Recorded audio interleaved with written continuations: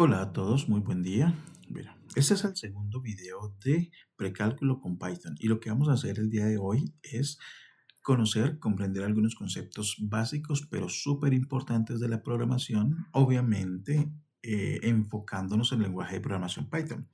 En el video anterior aprendimos a cómo instalar Python a través de el proyecto Anaconda. ¿Listo? Entonces, lo que voy a hacer ahorita es, asumiendo que ustedes están en esta misma situación, todavía no tienen abierto Python, no tienen abierto Anaconda, simplemente van a inicio, en este caso pues Windows, y escribimos Jupyter Notebook. Ahora, el notebook de Jupyter obliga a que primero se abra la consola y a partir de ahí sí se me va a abrir el notebook de Jupyter, el cual, como ustedes acaban de ver, se abren en un navegador web, el que esté configurado por defecto. Ahora, en mi caso concreto, pues abre en la carpeta de inicio de usuario de Windows, que bueno, contiene estas carpetas que muchas vienen por defecto, otras vienen porque se crearon cuando instalé algunos programas, en fin, etcétera. En mi caso concreto, yo voy a trabajar en una carpeta de mis documentos que se llama precálculo. Entonces, miren que estoy básicamente buscando por aquí. Esto es simplemente mi carpeta de documentos y acá tengo precálculos. Yo ya tengo un archivo creado. Estos dos simplemente son imágenes que inserté aquí. Pero la idea básica es esta. Entonces, si yo quiero crear un nuevo archivo, simplemente vengo acá y doy clic donde dice nuevo. Entonces, existen varias opciones. Yo puedo crear un nuevo folder, un nuevo archivo de texto, una consola, abrir una consola o un terminal nuevo o crear un archivo nuevo de notebook. Listo. Voy a darle clic aquí y en una nueva pestaña se me crea un nuevo notebook. Ahora, aquí me dice, bueno, seleccione el kernel, porque yo puedo tener varios kernels instalados que pueden ser versiones diferentes de Python, como también existen la posibilidad de instalar kernels para otros lenguajes de programación como R, como Julia, bueno, y otros por ahí. Entonces voy a decirle aquí seleccionar. La forma básica de saber si efectivamente esto está funcionando simplemente es hacer un par de operaciones sencillitas matemáticas y con eso pues podemos tener tranquilidad de que ya tenemos Python trabajando perfectamente en nuestro computador. Entonces voy a poner 4 por 5, por ejemplo. Y si doy clic aquí en este icono de play, de run, entonces se ejecuta esta línea de código, esta celda. Y efectivamente el resultado yo sé que es 20. Y yo puedo hacer muchas otras cosas más, pero bueno, listo. Con esto me doy por satisfecho. Ahora, aquí, ¿cuál sería la idea de lo que vamos a hacer? Bueno, yo ya tengo un notebook base creado para mostrarles lo que voy a hacer, pero si les he mostrado también esto es porque la idea es que ustedes también repitan este mismo código, ¿no es cierto? Y pues verifiquen y aprendan haciendo los conceptos que queremos introducir. Yo, por mi parte, y con esto les voy a enseñar algún par de cositas adicionales, pues voy a cerrar y borrar este notebook, ¿listo? Por cierto, este notebook yo le puedo cambiar el nombre simplemente viniéndome aquí a archivo y por aquí dice rename. Entonces aquí yo le puedo cambiar el nombre. Por cierto, yo para mayor comodidad de ustedes, principalmente para que ustedes vean el texto un poquito más grande, sea más claro, entonces yo le oculté por aquí el título. Entonces, título show header. Este notebook se llama Untitled porque no tiene nombre, pero yo puedo, como les dije, cambiar el nombre desde aquí, mi primer notebook, y enter, y mire que ya está acá, o simplemente dándole clic aquí, y acá yo le puedo poner mi notebook, pongámosle mi notebook de prueba, por ejemplo. Listo, ya tiene nombre diferente, y ya ustedes notarán aquí que efectivamente tenemos un notebook creado hace 20, bueno, modificado hace 20 segundos, que de momento pesa 959 bytes y que está en ejecución. Miren este botoncito verde. Por cierto, yo también puedo ver todos los notebooks que estén en ejecución aquí en esta pestaña donde dice Running. Yo puedo dar de baja esos notebooks, o sea, apagarlos, simplemente diciéndole aquí Shutdown All. Pero si tengo varios, puedo seleccionar el que me interesa cerrar y listo. Yo aquí le voy a decir Shutdown All. Me entrega esta ventana de confirmación. Sí, yo lo quiero cerrar y se va en la lista de los notebooks en ejecución. Y nótense que aquí no aparece el botoncito verdecito. Yo puedo borrarlo también desde acá. Doy clic aquí y aquí está la opción de renombrar, duplicar, descargar o borrar, que es lo que me interesa. Voy a borrarlo, listo. Por ahora yo voy a abrir este, que es el que tengo preparados para ustedes. Bueno, voy a cerrar esto aquí, este ya no existe, que es donde está toda la teoría que les he estado hablando hasta ahora. Y voy a venirme por aquí. Bueno, voy a quitar aquí el encabezado para que tengamos más espacio y ustedes vean mejor. No le aumento más el tamaño de la letra porque definitivamente sería muy incómodo trabajar. Bueno, ahora sí, a lo que vinimos. Entonces voy a partir del supuesto de que si están viendo este video, es posible que nunca hayan programado o de pronto sí, pero en otro lenguaje o es posible que en algún momento incluso hayan conocido Python y hayan hecho algunas cositas, pero ya se les ha olvidado. Eso pasa, a mí también me ha pasado. Entonces, conceptos básicos de programación. Ahora, para aprender a programar es necesario conocer y comprender muy bien algunos conceptos fundamentales. Casi todos estos conceptos son universales para todos los lenguajes de programación, pero nos vamos a enfocar concretamente en el lenguaje Python. El primer concepto es el de variable y el de tipos de datos. Una variable simplemente es un contenedor que va a almacenar, va a contener, valga la redundancia, un dato. ¿Y qué es un dato? Es cualquier información en el formato que sea, dependiendo del tipo de dato, que por supuesto es, aunque suene muy redundante, es el tipo de dato al que corresponde esa información, que puede ser un número, que puede ser un texto, que puede ser un valor de falso verdadero, es decir, booleano, en fin.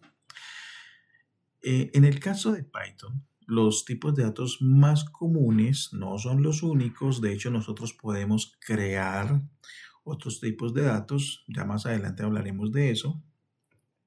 Son int, o sea, datos de tipo numérico entero, float, números pero con decimales, str, o sea, str, que es la abreviatura de string, o sea, cadenas de texto, cadenas de caracteres, como por ejemplo esta oración, y bool, o sea, booleano, valores booleanos, verdadero o falso. ¿Listo? Ahora, si yo quiero asignar una variable, ¿sí? Yo lo que tengo que hacer es, como primera medida, ponerle nombre a la variable. Entonces, aquí tengo 1, 2, 3, 4 variables de 4 tipos diferentes, una para cada una de estos. La primera variable le puse simplemente o la llamé simplemente nombre. El igual es para asignar este señor al nombre de esta variable. ¿Listo? De manera que cada vez que yo ponga nombre me va a salir Juan. Cada vez que yo ponga edad me va a salir 30. Cada vez que ponga altura me va a salir 1.75 y así sucesivamente. Un detalle importante es que yo no le puedo poner cualquier nombre a las variables. ¿Listo? Bueno, voy a ejecutar aquí esta celda para que efectivamente estas variables ya queden creadas. ¿Y cómo yo sé que estas variables están creadas? Bueno, voy a crear aquí una celda adicional. Y si, por ejemplo, como yo les dije, si yo escribo un nombre y ejecuto, me dice aquí Juan. Ese es el nombre de la variable y esto es lo que contiene. O sea, que yo pongo altura y ejecuto. Bueno, voy a empezar a utilizar atajos de teclado. El atajo de teclado más sencillo para ejecutar una celda en Jupyter Notebook es Control Enter. Entonces, altura, mire que me entrega 1.75. Ahora, una cosa es que yo no le puedo poner el nombre que yo quiera a cualquier variable. Por ejemplo, existen palabras reservadas en Python. En la medida que vayamos avanzando las iremos conociendo. Son palabras reservadas porque ellas ya tienen una función concreta dentro de Python y yo no puedo usarlas. Entonces, por ejemplo, aquí ustedes están viendo una palabra que es true, obviamente traducción de verdadero. Si yo quisiera llamar una variable true y digo igual, no sé, digamos que aquí voy a almacenar la palabra perrito. Entonces, si yo ejecuto esta línea de código, me va a marcar un error porque no puedo asignar a true. A esta palabra está reservada. ¿Listo? Hay muchas y como les digo, ya las iremos conociendo. Otra cosa que yo no puedo hacer es dejar espacios o utilizar caracteres especiales, salvo este señor, el guión bajo. ¿Listo? Entonces, por ejemplo, yo puedo utilizar como nombre de variable animal. Perfectamente se puede usar. Mire que no me marcó error. Pero si yo pongo como nombre de variable animal de casa, tenemos problemas. Yo no puedo utilizar nombres de variables con espacios. Yo puedo utilizar números en las variables. Por ejemplo, animal 4 perrito.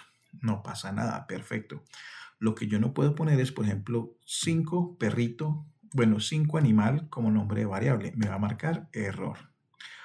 Otros, lo que les dije, por ejemplo, yo no puedo utilizar caracteres especiales. Por ejemplo, animal, porcentaje 2, supongamos. Yo ya sé que puedo utilizar números siempre y cuando no sean al comienzo, pero en otro lugar sí. Pero caracteres especiales no. Tenemos error, ¿listo? Entonces, para que tengan en cuenta cuando asignemos variables, ¿listo? Ahora, otro detallito. En Python y en muchos lenguajes de programación, de hecho, prácticamente todos los que conozco o alguna vez he trabajado, el separador decimal es el punto. ¿Listo? Para que lo tengan muy en cuenta. O sea, si yo voy a crear una variable que se llame, por ejemplo, peso y diga que pesamos a Juan y el peso de Juan fue 68, pongámosle aquí, 2 kilos, tenemos, bueno, aquí como tal, no me marcó error. Pero ¿qué pasa si yo llamo a mi variable peso? Le ejecuto. Me sale esta cosa rara. Esta cosa rara en Python, esto no es el número 68.2. Esto se conoce en Python como una tupla. Quiere decir que yo almacené en realidad dos valores en este tipo de objeto llamado tupla en la variable peso. ¿Listo? Entonces, para no tener problemas, ténganlo muy claro. Esto del separador decimal es el punto. ¿Listo? Ahora, yo puedo obtener el nombre de variables aquí en Jupyter Notebook o en general en Python pidiéndome que las imprima. Esta es la función print. Print nombre, print edad. Si yo ejecuto esta línea de código, me sale primero Juan, que fue lo primero que le pedí que me imprimiera, y luego 30, que es lo segundo que pedí que me imprimiera, que es la edad. En el caso concreto de Jupyter Notebook, hay que tener en cuenta que yo puedo poner aquí nombre y me sale el nombre, Juan. Pero si yo pongo nombre y luego edad, solamente me va a salir la edad. ¿Por qué? Se preguntarán. Bueno, porque cuando yo simplemente menciono aquí variables, él asume que la última que yo escribo es la que en realidad se va a imprimir. Si yo quiero que se impriman todas las que ponga acá, debo utilizar la función print. ¿Listo? Para que lo tengan en cuenta. Por cierto, print, como es una función propia de Python, también sería un nombre reservado. Entonces yo no puedo llamar a una variable print. Print igual a, no sé, pongámosle aquí 45. Me va a marcar. Ups. Es curioso, pero sí me la aceptó. ¿Qué pasa si yo le pongo solamente print? Me escribió 45. Hay que tener cuidado porque no siempre esto va a ocurrir. De pronto porque al ser una función, si yo le pongo acá el paréntesis, ahí sí tenemos error. Bueno, listo. Pero ojo, tengan mucho cuidado, traten de nunca usar palabras reservadas porque se pueden encontrar con problemas. Bueno, voy a borrar esta celda de acá y voy a borrar esta celda de acá. Bueno, listo. Ahora, todas las variables tienen un tipo. Entonces ya dijimos que las que corresponden a texto son variables de tipo string. Entonces yo le puedo decir a Python que para una variable cualquiera me escriba el tipo. Entonces, de la variable nombre, consúlteme a ver cuál es el tipo y pues para mayor seguridad le digo imprímame ese valor. Y acá tenemos problema y es porque print es un entero, es not calable. ¿Listo? Eso es porque cometí el error, por eso dije tengan mucho cuidado con las palabras reservadas de usarlas. Entonces, existe una función llamada del y le voy a decir que me borre la variable print. Listo. Ahora sí, yo ya no tengo problemas. Yo aquí lo que le dije fue que me imprimiera el tipo de la variable nombre. ¿Listo? Entonces, nombre, consúlteme el tipo y ese tipo, por favor, imprímamelo. Ahora, si yo pusiera, perdón, acá edad, Entonces me va a decir que la variable es tipo entero. Si yo escribiera por aquí estatura, ahí es estatura, altura, qué pena, es altura, altura. Aquí, por ejemplo, el error que me salió es que la variable estatura no está definida, obvio, es que es altura. Y me dice que es una variable de tipo flotante. Y si yo pusiera acá la variable es estudiante, me va a decir que es de tipo booleano. Ahora, avancemos. Otro concepto importantísimo es el de operador. Existen varios tipos de operador. Los más importantes, los que vamos a usar más son los de tipo o aritmético, que son las operaciones básicas, suma, resta, multiplicación, división, división entera, ya les voy a contar de qué trata, y potencias. Los de comparación, o sea, este es doble igual, es el operador de comparación, o sea, si gato es igual a gato o gato es igual a perro, ese es el operador opuesto a este que es diferente. Menor, mayor, menor o igual, mayor o igual. Y los operadores lógicos que son AND, o sea, son los conectores lógicos que vemos normalmente en el colegio. AND, que es el y, OR, que es el o, NOT, que es la negación. Entonces, aquí, por ejemplo, en esta celda tengo varias operaciones. Entonces, primero que todo, una operación aritmética. He creado una variable que se llama resultado, a la cual le vamos a asignar el resultado de esta operación, 5 más 3 por 2. Ahora, aquí viene algo interesante. Aunque voy a ejecutar toda esta celda y se va a ejecutar todo lo que dice acá, de todos modos, quiero que piensen por un momento cuánto va a dar esto. 5 más 3 por 2. Por cierto, no es que sea obligatorio dejar espacios. Se suele dejar como para tener una visión más clara de lo que tenemos. ¿Quién de ustedes me dirá que esto da 5 más 3, 8, 16? ¿O cuántos de ustedes pensarán que esto va a dar 3 por 2, 6 más 5, 11? Vamos a ver, salgamos de la duda. El resultado es 11. ¿Por qué es 11? Porque primero se hace la multiplicación y luego se hace la suma. La jerarquía de operadores matemáticos, a la cual no solo Python, sino todos los lenguajes de programación tienen que obedecer, porque ese es el orden matemático de las operaciones, nos dice que primero se hacen los paréntesis, luego se hacen las potencias, las raíces, luego se hacen las multiplicaciones y las divisiones y finalmente se harían las sumas y restas. Entonces, la multiplicación tiene mayor jerarquía que la suma, o sea, en un nivel más alto de jerarquía, pues luego tiene que hacerse primero. ¿Listo? Es más, antes de continuar con lo demás, les voy a mostrar, por ejemplo, si yo tengo, no sé, 5 más 4 por, abro paréntesis, 2 más, más 3, y esto elevado al cuadrado. Miren que el elevado a la potencia se hace con doble asterisco, ¿listo? Entonces, ¿cuánto será este resultado, el resultado de esta operación? La ley, la jerarquía de operadores nos dice que primero los paréntesis. Entonces primero se haría esta suma. O sea, vamos a ver, voy a poner aquí. Primero se debería hacer esta suma que me da 5. Ahora, ¿qué tenemos? Suma, multiplicación y potencia. La jerarquía de operadores dice que primero se hacen las potencias. Entonces 5 al cuadrado, 25. Luego tendremos que hacer entre suma y multiplicación, como lo dijimos hace un momento, primero se hacen las multiplicaciones. 4 por 25 nos da 100. Y finalmente la suma. Esto nos debe dar 105. ¿Listo? Vamos a ver cuánto nos da esta operación. Efectivamente, 105. ¿Listo? Eso es clave, esto es importantísimo. Uno tiene que saber muy bien el orden de los operadores. Y es más, de hecho, entre órdenes de operadores también podemos meter a los de comparación, a los lógicos. Esos también pueden mezclarse con esto. Lo que pasa es que por ahora no lo vamos a hacer, pero es matemáticamente posible. Es más, los invito a que consulten en la página de Wikipedia el orden de operadores donde existen estas y otras más, y está una lista larga y mezclada para poder identificar bien cómo es el orden correcto. Ahora, este es un operador de comparación, ¿no es cierto? Entonces, ¿por qué? Pues porque es un mayor. Entonces yo estoy comparando dos números. ¿5 es mayor que 3? Yo sé que sí. Luego el resultado de esta operación tiene que ser un true, un verdadero. Entonces cuando yo ejecute esta orden, me debe decir verdad. Entonces aquí es donde salió el true. Ahora, si yo lo hiciera al revés, no sé, 5 es mayor que 9, o sea, cambio por ejemplo esto por un 9, esto me tiene que salir falso. Y aquí está, false, falso. Bueno, ahora, rápidamente con las operaciones lógicas, o bueno, utilicemos otro. ¿Será que 5 es igual que 9? Obviamente eso es falso.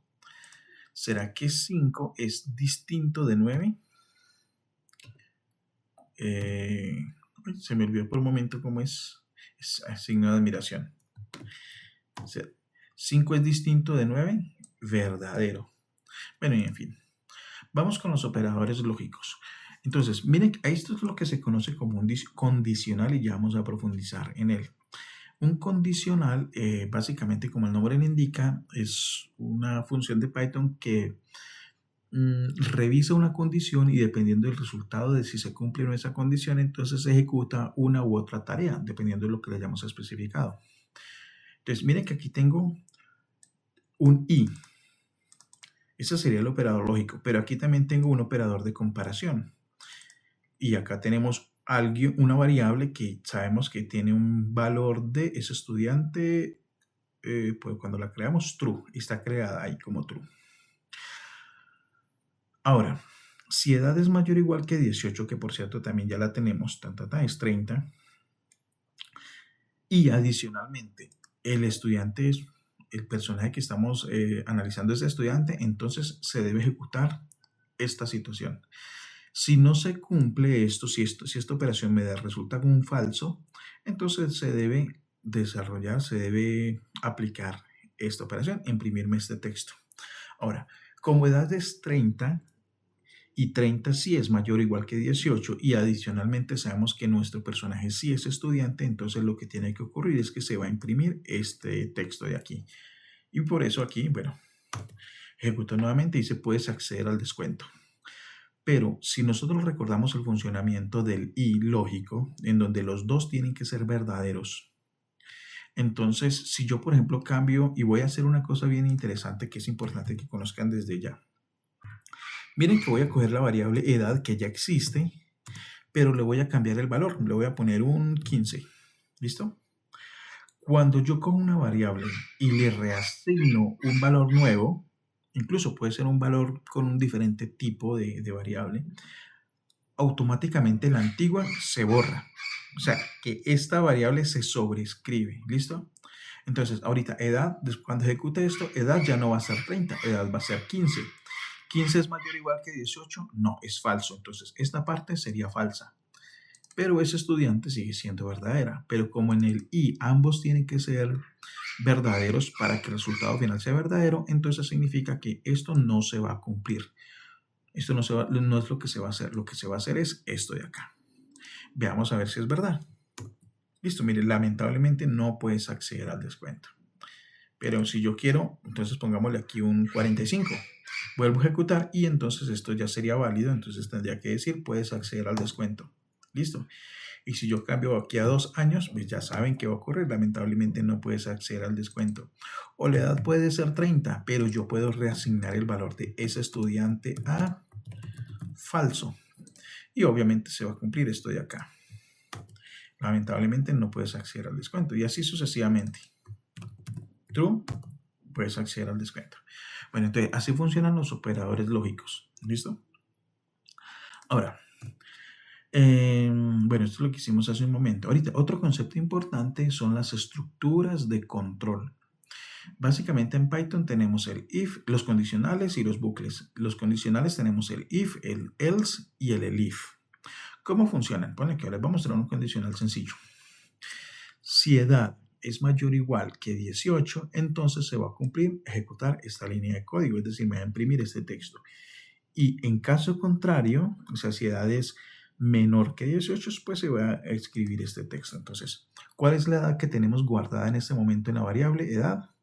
En este momento tenemos 30, o sea que debe salir, ya eres un viejo. Eso, pero si edad, voy a volver a cambiarla acá, edad es igual a, pongámosle 4, entonces aún eres un niño. Incluso si yo le pongo 17, me va a salir, aún eres un niño. Si yo le pongo 17.9, me va a salir, aún eres un niño. 99, no sé qué, aún eres un niño, porque este señor no es igual o mayor a 18, pero apenas ponga el 18, ya me va a decir, ya eres viejo. ¿Listo?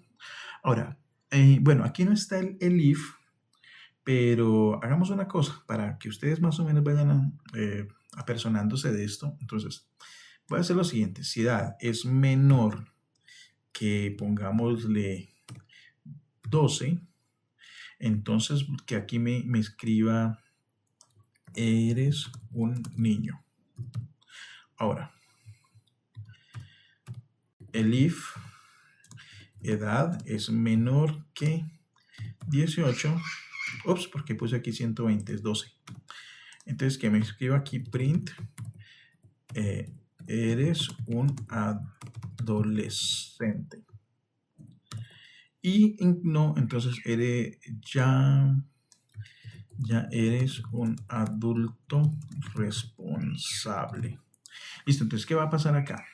Entonces, si yo le pongo que la edad es de 5, entonces él va a empezar a revisar en este orden.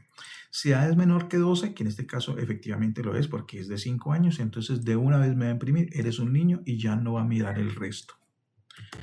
Eres un niño. Si seguimos avanzando, no sé, 10 años, va a seguir diciendo, eres un niño. Pero llegamos a 12 y ya va a decir, eres un adolescente. ¿Por qué? Porque analiza la primera condición. ¿Edad es menor que 12? No, porque 12 no es menor que 12. Entonces, cuando vio que este no se cumplió, continuó con el elif. Edad es menor que 18 y efectivamente 12 es menor que 18. Entonces eres un adolescente. Si yo le pongo aquí un 15, va a salir eres un adolescente. Si le pongo 17.5 años, va a salir es un adolescente. Pero apenas pase de los 18 o sea igual a 18, entonces va a ejecutarse esta última parte. Lo que ocurriría si no se cumple ninguna de las dos anteriores, por ejemplo, va a ponerle 21. Ya eres un adulto responsable. Entonces, esta es una estructura de control porque dependiendo de lo que analiza aquí, va a ejecutarse de una manera o de otra, pero pues comparando valores según una regla que nosotros hemos establecido. ¿Listo? Y una cosa interesante es que el único que sí es obligatorio si yo voy a hacer un condicional es este. Yo también puedo utilizar este para complementar este, pero yo también podría utilizar varios elif en medio de estos dos, si yo lo necesito. Voy a poner aquí, eres un adulto joven, si es menor de 30, eres un adulto, no sé, maduro, qué sé yo, no sé. Si es menor hasta 40 y de ahí en adelante eres un adulto mayor, por ejemplo. Puedo poner los elif que yo necesite dependiendo del caso. Y esto obviamente también puede hacerse para operaciones matemáticas. Ahorita vamos a mirar un ejemplo. Ahora, los bucles. En Python tenemos dos bucles. En otros lenguajes de programación incluso existen otros por ahí. Pero digamos que en Python tenemos estos dos. El bucle for y el bucle while. Son los más básicos y con ellos es más que suficiente para trabajar en la mayoría de situaciones. Bueno, en fin, sí, en todas las situaciones que al menos vamos a trabajar nosotros. El bucle for tiene esta estructura. Para un i, un elemento i, este sería un contador en el rango. Rango es una función de Python bien interesante que me toma valores desde 0 hasta 1 menos antes de este. Aunque yo también puedo ponerle un valor inicial específico, ¿no? Pero entonces, aquí de hecho, curiosamente, con esta orden vamos a ver cómo trabaja. Entonces, para cada i en este rango, me va a imprimir el valor de i. Si yo ejecuto, me sale 0, 1, 2, 3 y 4. Si yo pongo rango hasta 10, me va a imprimir 0, 1, 2, 3 hasta 9. Si yo pongo 1, o mejor, 3, pongámosle aquí un 7, pues va a imprimir el rango 3, 4, 5, 6. 3, 4, 5, 6. Es una función importantísima y súper útil. Ya la usaremos harto. Pero entonces la idea es que acá simplemente establecemos un contador, ¿sí?, que va a recorrer una lista, un iterable. En Python le decimos un iterable y para cada elemento del iterable se va a ejecutar una orden. De modo que técnicamente hablando, los bucles por defecto se repiten de manera finita. Los bucles while se pueden repetir de manera finita o incluso infinita. Obviamente la idea no es que se repita de manera infinita, pero es importante tener en cuenta que nosotros tenemos que establecer una regla puntual para que el bucle pare. O sea, el bucle digamos que no sabemos cuántas veces se puede repetir. Se puede repetir 3, se puede repetir 4, 20, 1500, pero eso se determinará en la medida que se cumple una condición que especifiquemos. Entonces, aquí creo una variable llamada num y le di el valor de 20. Ahora, mientras este valor sea mayor que 5, entonces él me va a imprimir ese número, pero luego aquí viene la regla que me va a determinar si el bucle va a continuar o ya va a parar, y es esta. Num lo vamos a reevaluar. Este es un truco bien interesante de Python. Esto que está acá es como si yo dijera a num va a tener un nuevo valor, que va a ser el mismo num, pero restándole 2. O sea que al comienzo va a valer 20, luego va a valer 18, luego va a valer 16. Y bueno, cada uno de esos valores se va a ir imprimiendo. Luego 14, luego 12, luego 10. Y se van imprimiendo porque ese número todavía es mayor que 5, 8. Se va a imprimir hasta el 6. Pero cuando después le quitemos al 6 2 y se convierta num en 4, tome el valor de 4, cuando se analice esta situación, va a decir Python, oiga, no, ya aquí num dejó de ser un número mayor que 5. Entonces ahí es donde se pararía la iteración. Efectivamente, mire, 20, 18, 16, 14, 12, 10, 8, 6. Y aquí la iteración pasó. Se acabó. O sea, analizamos una regla dentro de este bloque de código y si la regla se cumple, entonces podemos seguir trabajando, o al revés, la regla puede ser para que el bucle pare. Y bueno, así, estos son los bucles de tipo while.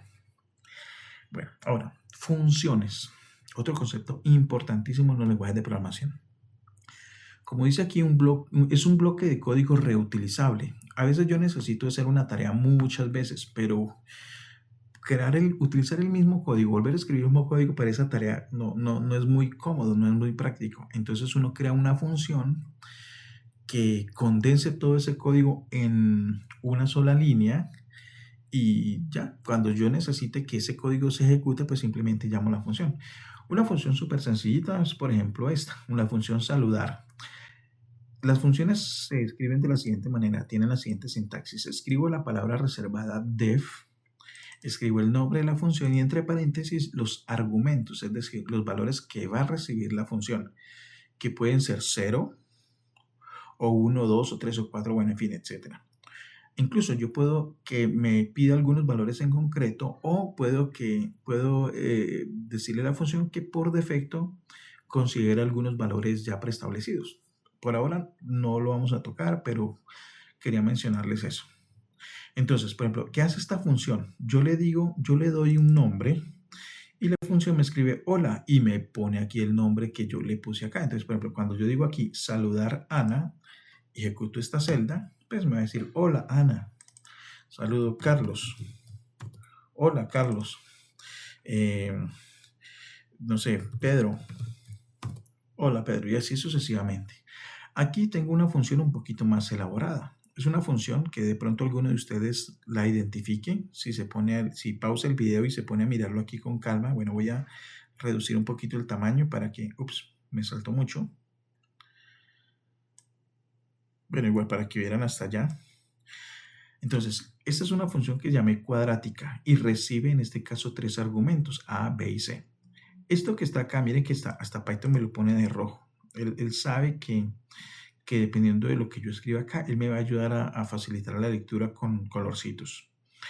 Esto que está aquí es el docstring. Cuando uno crea una función, uno puede de una vez crear la ayuda para esta función. Entonces, haya las soluciones en los reales de ecuaciones cuadráticas de la forma ax cuadrado más bx más c igual a 0. ¿Cómo se usa esta función? Cuadrática y le meto adentro los valores de a, b y c. Entonces, y esto es lo que hace la función internamente. Entonces, calcula un valor al cual llamamos discriminante, que es b cuadrado menos, bueno, por si de pronto no saben a qué me estoy refiriendo acá, permítanme, voy a poner un chunk, pero voy a poner un chunk, no, una celda, pero una celda tipo markdown. Entonces, una ecuación cuadrática, segundo grado. ¿Listo? Esto es una de las cosas chéveres que tiene ¿qué? Markdown. Entonces yo puedo aquí, esto me va a quedar en negrita. es de la forma, y yo puedo utilizar aquí, por ejemplo, código LaTeX ax cuadrado más bx más c igual a 2 se resuelve usando la fórmula. Entonces aquí voy a poner otra fórmula, pero resaltada. X igual a frac. No se asusten por esto. Esto es simplemente un código para que me escriba el texto bien bonito. Ya van a ver. Menos b más o menos SQRT raíz cuadrada de b cuadrado menos 4ac todo sobre 2a. Listo, aquí está. ¿Se acuerdan de esta formulita? Yo creo que sí. Espero que sí. Entonces, lo que creé fue una función que me hace esta operación. Entonces, si el discriminante, si lo que hay dentro de esta raíz es un número negativo, entonces nuestra ecuación no tiene soluciones reales. Y lo que va a hacer es imprimirme este texto. No hay soluciones reales. Si el discriminante es igual a 0, significa que el vértice queda exactamente sobre el eje de las X y esa es la única solución real, una solución real repetida. Y me la va a escribir una única raíz real repetida y aquí me escribe el valor de esa raíz. Pero si este valor, lo de dentro del paréntesis, es el discriminante es mayor que 0, entonces simplemente va a hacer esta operación, primero para el más, luego para el menos, y me va a imprimir el mensaje, dos raíces reales diferentes, y me escribe las raíces. Entonces si yo escribo cuadrática 1, que este sería el valor de A, menos 6 el valor de B, y 5 el valor de C, pues me va a decir que hay dos raíces reales diferentes, 5 y 1. Voy a cambiar este valor, voy a poner aquí un 2. Mire, aquí las dos raíces serían estas. Aquí voy a cambiar, quitar este menos. Vamos a ver qué nos dice. Dos raíces reales diferentes, estas. Voy a poner aquí no sé, un 20. Y me dice, no hay soluciones reales. No hay soluciones reales. Voy a poner aquí a ver, si yo pongo aquí un 9, tiene que ser una única solución. Tiene que ser menos 3. Efectivamente. Entonces, miren que dependiendo de los valores que están acá, ella evalúa esa expresión, mira este condicional de acá y a partir de ahí me hace unos cálculos dependiendo del caso. Ya, eso sería, por ejemplo, un ejemplito de función aplicada a la parte matemática. Y se acuerdan que yo les dije que esta señora era la ayuda a nuestra función. A veces nosotros cogemos y creamos nuestras funciones en archivos aparte, es decir, creamos módulos y podemos llamar esos módulos y dentro de esos módulos podemos llamar a las funciones. Pero a veces uno dice, oye, ¿para qué servía tal función? Entonces yo le puedo decir help cuadrática, o sea, ayuda cuadrática, y me dice cuadrática ABC, haya las soluciones en los reales de ecuaciones cuadráticas, o sea, lo mismo que yo le puse acá. Eso nos ayuda muchísimo a organizar nuestro código y facilitar, pues, trabajar con él. Ahora, en Python, bueno, y en todos los lenguajes de programación, existen unos tipos, no son ya como tal tipos de objetos, pero sí digamos que son ciertos elementos especiales llamados iterables. En Python se les suele llamar iterables. Casi en todos los lenguajes, digamos que la forma general de referirse a ellos es de arrays. ¿Qué es un array en general? Pues es una colección de datos. Qué cosa curiosa, en muchos lenguajes de programación, cuando uno crea un array, todos los datos tienen que ser del mismo tipo. En Python no, yo puedo crear arrays con elementos de diferentes tipos y no pasa nada. En Python existen varios tipos de iterables. ¿Sí? Los más importantes son las listas y las tuplas. Bueno, esos son los iterables, las listas y las tuplas. La diferencia entre una y otra es que ambas son colecciones ordenadas de objetos, pero si bien las listas son mutables, es decir, se pueden modificar, las tuplas no. Son ordenadas, pero son inmutables, no se pueden modificar. Entonces, lista. Por ejemplo, aquí yo estoy creando una lista. Miren que yo asigno al nombre frutas una lista que se la indico a Python que es una lista utilizando corchetes o paréntesis cuadrados, que en este caso tiene 3 textos, tiene 3 palabras, tiene 3 valores tipo string. Entonces, manzana, banana, pera.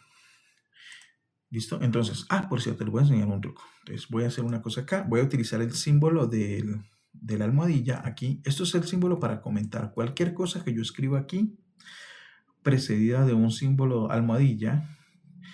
Python no lo tiene en cuenta. ¿Listo? Entonces, acá yo lo que estoy haciendo es crear mi lista llamada frutas y luego le digo imprímame esa lista. Y efectivamente tiene manzana, banana y pera.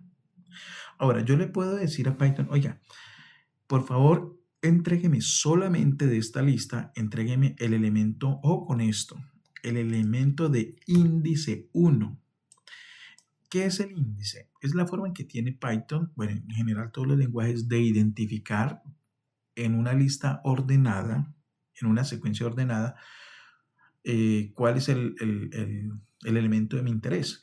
Python tiene una particularidad, no es el único lenguaje de programaciones que lo hace así, hay unos que sí, otros que no, y es que empieza a enumerar desde cero, o sea, este sería el ítem 0, este sería el ítem 1 y este sería el ítem 2.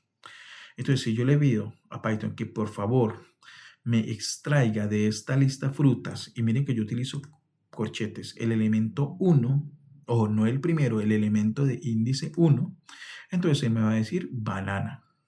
Quiero que eso quede muy claro. Banana. Y si yo le pido el elemento de índice 2, me va a decir pera. Y si yo le pido el elemento de índice 0, me va a decir manzana. Existen algunos truquitos interesantes, como por ejemplo, si yo le digo a Python -1, aquí él me va a traer el último. Si yo utilizo valores negativos, entonces él me va a decir pera, el último. Y si yo le digo -2, me va a decir banana. ¿No es cierto? Porque aquí él me va a jalar al revés. Cuando yo le pongo un negativo, entonces sería el elemento -1, el elemento -2, el elemento -3. E incluso yo le puedo decir, tráigame varios a la vez. Tráigame el elemento que va desde el 0 hasta el 1. Este 2 puntos es como si se leyera hasta.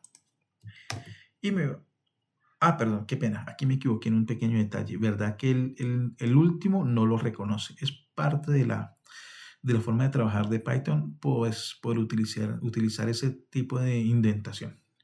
Bueno, eso no sería la palabra, no sería indentación, sino indización, creo. 0, 2, o sea, traería el elemento 0 y traería el elemento 1. El último no se cuenta. Entonces, manzana, banana. Es más, voy a poner aquí otras frutas. Pongámosle aquí, ¿qué otra fruta? Uva. Voy a poner aquí melocotón. No, melocotón no, porque voy a utilizar esa palabra ahorita. Pongámosle aquí fresa. Y bueno, dejémoslo así. Entonces, aquí tendría una lista con 5 elementos. 1, 2, 3, 4, 5. Y supongamos que yo quiera traer los elementos pera y uva. Entonces, el elemento pera sería, a ver, vuelvo a borrar aquí, 0, 1, 2. Entonces, yo quiero que me traiga desde el 2 hasta el 4, pero el 4 sin utilizarlo. Es curioso, yo lo sé, pero pues así funciona Python. ¿Listo? Entonces, aquí me traería a los elementos pera y uva. Mire, pera y uva. ¿Listo? Ahora, cuando yo les dije hace un momento que las listas eran mutables, significa que yo puedo hacer muchas cosas con esta señora. Es decir, por ejemplo, yo le puedo poner un elemento al final o uno al comienzo, por acá, o quitar alguno, bueno, en fin. Voy a utilizar simplemente un ejemplo sencillito con el método append. Append significa, lo que me va a hacer es que me va a agregar al final un elemento adicional. ¿Qué elemento adicional me va a agregar? Melocotón. Entonces supone que lo que voy a hacer aquí es que me imprima frutas como yo lo definí y luego me va a imprimir el frutas modificado. Es decir, con la palabra melocotón o la fruta melocotón al final. Y miren, aquí está la lista original y la lista modificada. Pero el hecho es ese, se puede modificar. Pero las tuplas, que de hecho cuando las vamos a definir, las definimos exactamente de la misma manera, pero no con paréntesis cuadrados, o sea, no con corchetes, sino con paréntesis curvos, los paréntesis normales. Entonces, las tuplas no se pueden modificar. Entonces, aquí yo, por ejemplo, digo, estas son mi pareja ordenada, mis coordenadas, el punto 3,4. Es como de los casos más comunes cuando utilizamos tuplas con valores numéricos. Print coordenadas, listo. O sea, ¿qué va a hacer? Va a imprimirme este señor. Listo, muy bien. Yo le puedo imprimir el tipo del objeto coordenadas. Bueno, me dice que es un objeto tipo tupla. Pero, ¿qué pasaría si yo digo, por ejemplo, tupla, coordenadas, y trato de utilizar la misma función append de hace un momento? Es decir, le voy a agregar un nuevo número. Digamos, si le voy a agregar un 5. Me marca error y me dice que el objeto tipo tupla no tiene atributo append. O sea, no se puede modificar. Entonces, obviamente, esto no lo podría hacer yo. Las tuplas, cuando uno las crea, así se van a quedar. Por eso se dice que son inmutables. Bueno, hay otro tipo de objeto bien interesante que no es iterable, pero lo voy a meter aquí pegado porque también hace referencia a una colección. Casi no se usa. Es decir, yo he visto muy poca gente que lo use, pero existe por algo. Obviamente en algunos casos será de utilidad y nosotros de hecho lo podemos utilizar más adelante, que son los conjuntos. Para los conjuntos yo los puedo crear de varias maneras. Uno es utilizar la función set. A mí personalmente me gusta utilizar la función set y dentro de la función set le mando una lista o una tupla con los elementos que yo digo que son los del conjunto. Pero también de manera alternativa se puede crear utilizando llaves. ¿Listo? Es más, voy a crear aquí print type. Voy a ponerle a. Voy a. ¿Qué? Control C. No, control shift C. No, tampoco. Aquí no me funciona este tajito de teclado que utilizaba en otro. Bueno, no importa, no pasa nada. Voy a comentar esto. Entonces, esto es otro tipo de objeto, tipo conjunto. Y yo le puedo decir, bueno, imprímame ese objeto. Bueno, mire que aquí pasa algo interesante, porque este tipo de objeto no es iterable. Iterable significa que sus elementos pueden ser llamados de acuerdo al orden en que al que los creamos, ¿no es cierto que sí?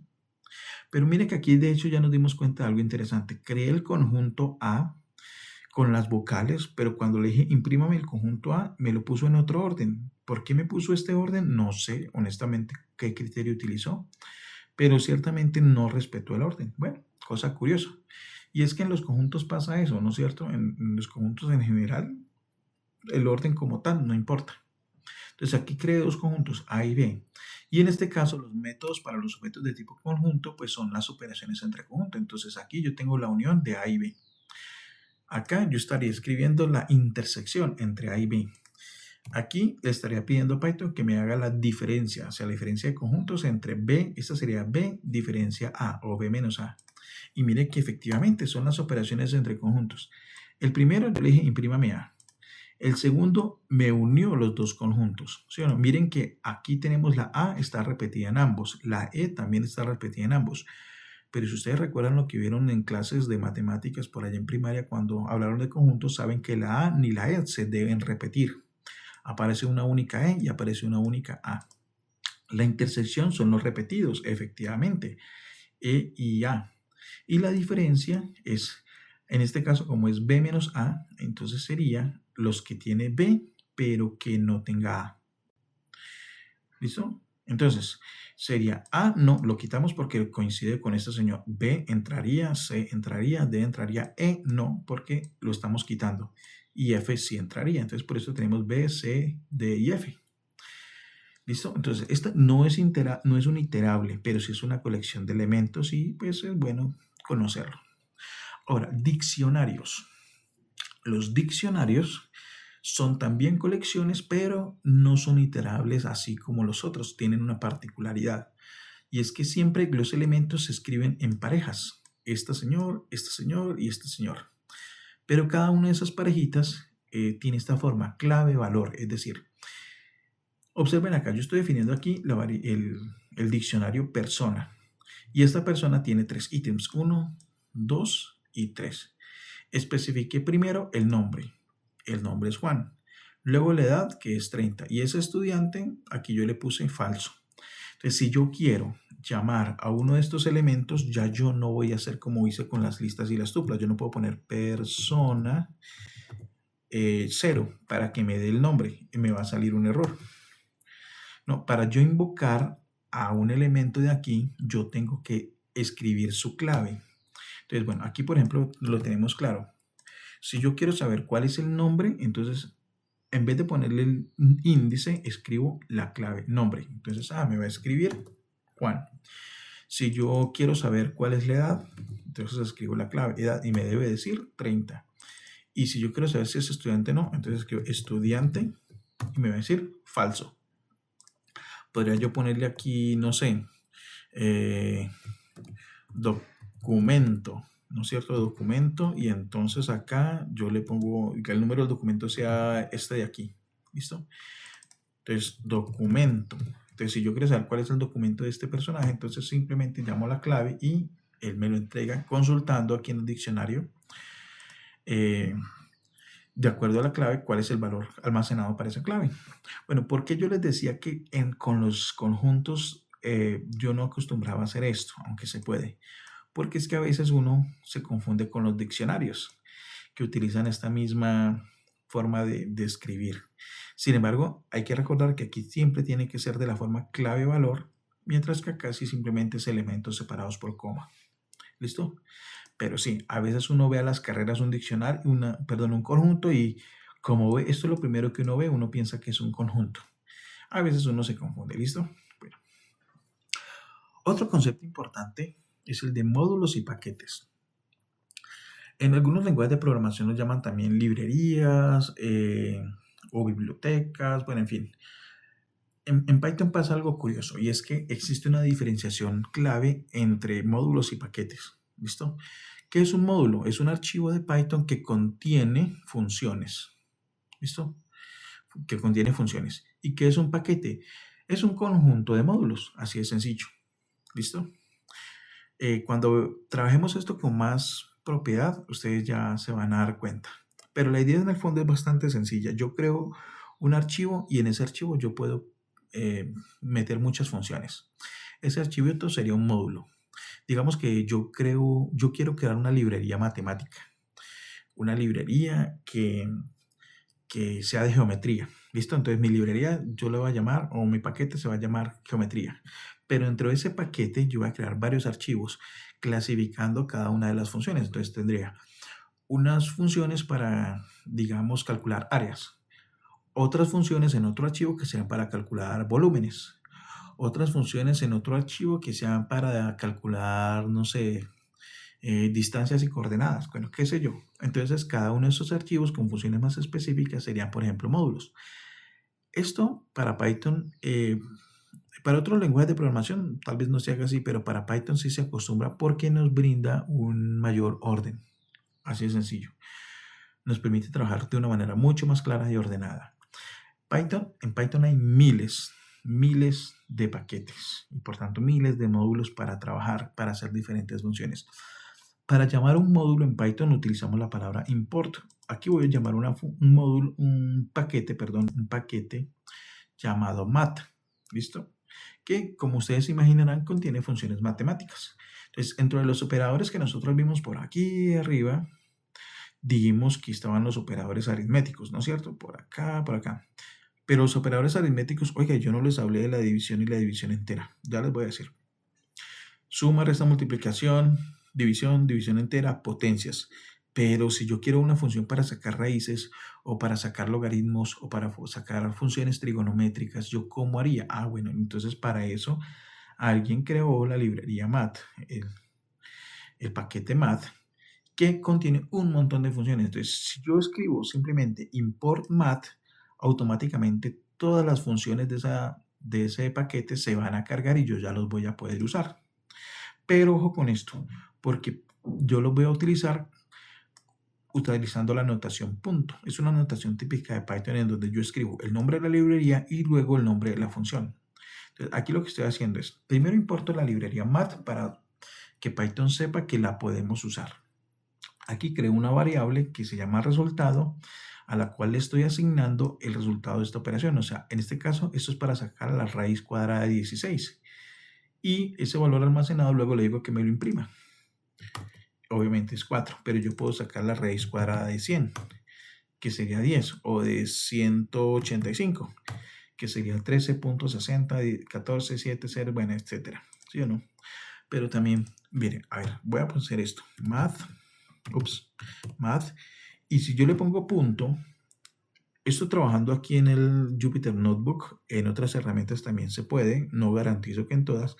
Si yo oprimo la tecla Tab, la de tabulador, entonces aquí, por ejemplo, puedo mirar qué funciones puedo utilizar. Arco coseno hiperbólico, arcoseno hiperbólico, bla, bla, bla, todas esas funciones.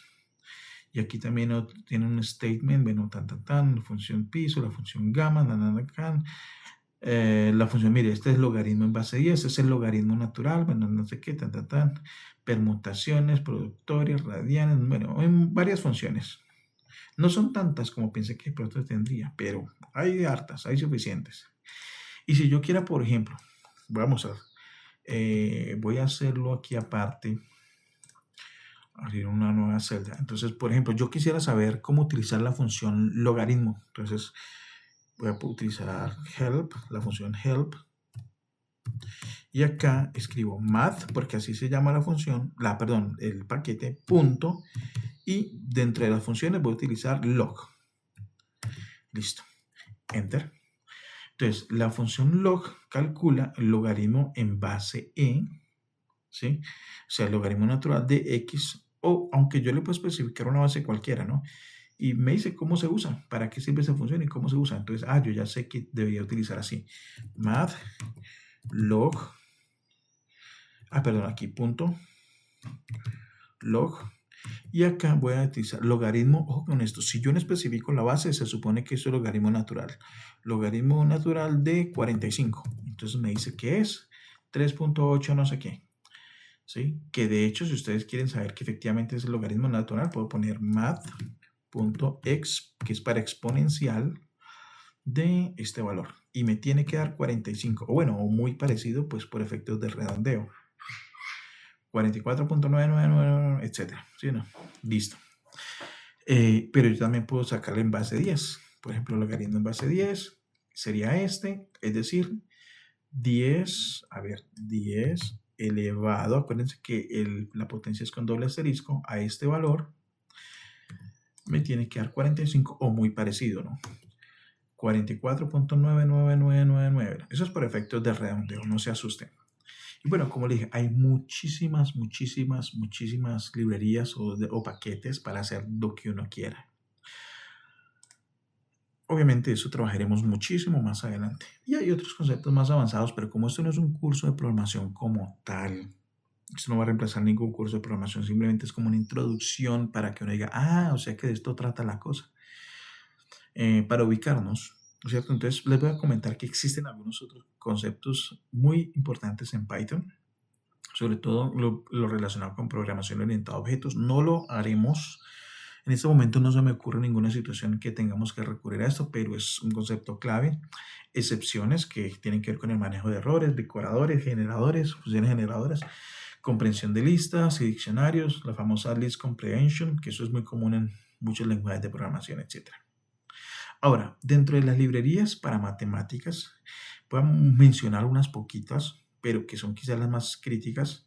Está la librería NumPy, que es para cálculo numérico, SciPy, también para algoritmos numéricos más avanzados de optimización, como dice, integración, álgebra lineal, ecuaciones diferenciales, bueno, en fin. SymPy, esta señora la van a adorar, es para cálculo simbólico. Matplotlib para graficación, no es la única función para graficación, existe Pandas, existe Bokeh, existe... De Pandas no, qué pena, me confundí. Pandas es para estadística, estaba leyendo acá. Bueno, para manejar datos está Seaborn, está Bokeh, está... Ay, se me olvidó el nombre de esta que también es muy usada. Bueno, en fin. Scikit-learn para, por ejemplo, inteligencia artificial. Machine Learning no es la única. Existe, por ejemplo, H2O, existe... Oye, se me está olvidando, está tan importante que la tengo en la punta de la lengua. Bueno, en fin, etc. Y hay muchas más, por ejemplo, para estadística, bueno, no la puse aquí, pero está Stats Models, aunque NumPy tiene también muchas cosas para estadística, bueno, en fin. Antes de irme, que este video ya se hizo bastante largo, pero quiero yo mostrarles algunas cositas para que se animen a continuar con este curso y para que vean lo útil que en serio es Python para trabajar matemáticas. Entonces voy a importar una librería que se llama SymPy, pero le voy a poner un alias. Yo no quiero todo el tiempo estar utilizando SymPy, simplemente le pongo Sim.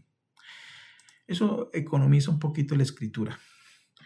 ¿Listo? En algunos casos es más práctico que en otros, pero bueno. Entonces, aquí lo que estoy haciendo es importando la librería SymPy y voy a crear dos variables de tipo simbólico. Miren que con esta librería estoy creando nuevos tipos de variables. En este caso, las dos variables son X y N. Listo, las creé.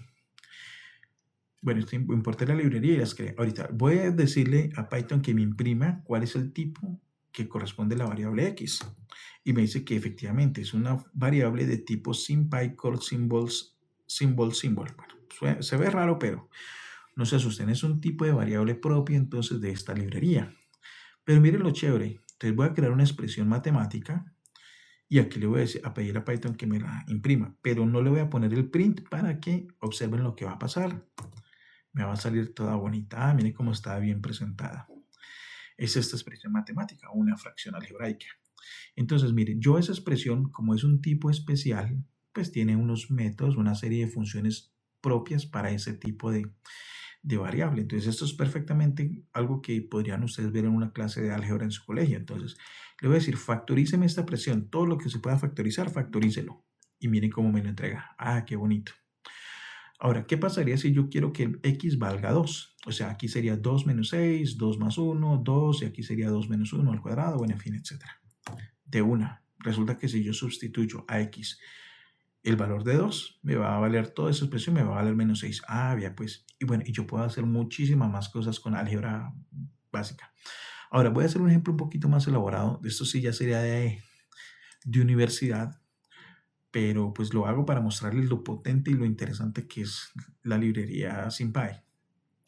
Voy a crear una integral. Esa es una operación que solemos hacer en cálculo integral en la universidad. Y los que de pronto ya hayan visto esto y estén aquí curioseando este asunto de Python dirán, tan chévere. Entonces, esa es una operación, esa es una integral. Dice que x menos 3 elevado a la menos n lo vamos a integrar con respecto a x. Ahora le voy a decir, eso lo dejé así para que ustedes lo vieran, lo apreciaran. Ahora le voy a decir a integ, le voy a decir, hágamelo, resuélvamelo. Y miren lo interesante que ocurrió. Me dice, hay dos posibles soluciones para este ejercicio, ¿sí? Pero depende de una cosa. Si n es un valor distinto de 1, entonces se debe aplicar esta fórmula. Pero si es de otra manera, o sea, n vale exactamente 1, el resultado debería ser este. O sea, efectivamente, nosotros no lo hemos dicho a SymPy cuánto vale n, en este caso, o menos n. Sin embargo, él anticipa y dice, bueno, eso que usted me ha preguntado, la respuesta depende. ¿Depende de qué? Pues si n es distinto de 1 o si n es igual a 1. Y él me dice las dos opciones. Esto créanme que es impresionante. Y ahora, bueno, listo, está bien, muy bien. Ahora, supongamos que n valga 4. Listo, o sea que aquí sería x menos 3 elevado a la menos 4. Entonces, en ese caso, ¿cuál sería la solución? Pues sería esta. Miren que como n es 4 y n es distinto de de 1, perdón, entonces sabe que esta es la reglita que tenemos que aplicar. Entonces él ya la aplica por nosotros. 1 menos 4 da menos 3. Aquí sería 1 menos 3, y él simplifica y me queda esto de acá. Vean, bien, qué chévere. Y ahora, ¿qué pasaría si yo quiero graficarlo? Entonces voy a importar dos librerías más, una que se llama NumPy y otra que se llama Matplotlib. Y con este código simplemente transformo esta expresión que es simbólica, la transformo a una expresión numérica, creo el dominio para esa función, creo los valores del rango para esa función. En este caso, como esta función es especial y es que se va hasta el infinito, yo digo, oiga, no me tome valores más allá de 20 y más arriba de 20 y más abajo de menos 20. Esto simplemente, para eso es esta línea. Grafíqueme esos puntos y póngamele aquí una rejilla y grafíqueme y muéstrame lo que obtuvo. Y, mire, esta es la gráfica. Yo sé que esto parece mucho, pero en realidad es muy intuitivo. Ya vamos a profundizar en ello más adelante. Y mire, quedó la gráfica toda bonita. Ups, me adelanté, qué pena cuando le cambié el tamaño. En fin, entonces miren lo útil y lo chévere que es trabajar. Y esto es apenas un abrebocas. Créanme que lo que podemos hacer con Python y matemáticas es muchísimo. Es súper, súper, súper interesante y muy vasto lo que podemos hacer. O sea, podemos hacer prácticamente de todo.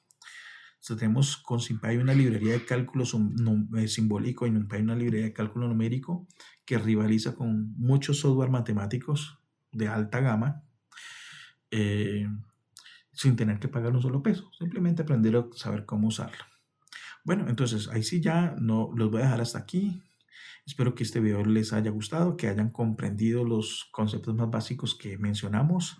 Espero que le den like si les gustó el video y pues que se suscriban y estén atentos a lo que sigue, porque ¿qué sigue? Se los voy a anticipar. Vamos a hablar de álgebra.